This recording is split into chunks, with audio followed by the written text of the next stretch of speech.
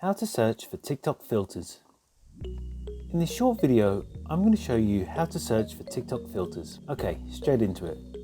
So first, open the TikTok app and tap the Discover button. Then tap the search bar at the top and type in the name of the filter you'd like to use. When the filter you're looking for comes up, tap it to see a page of videos that use that effect. Then tap on the effect. To save it for later, tap Add to Favorites to make it easier to find. To use it right away, tap the record button at the bottom of your screen that says Try this effect. To find filters you've saved to your favorites, go to your profile page.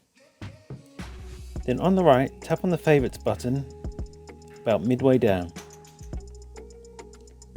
Next, scroll across to Effects, and here you'll see any effects that you've added to your favorites.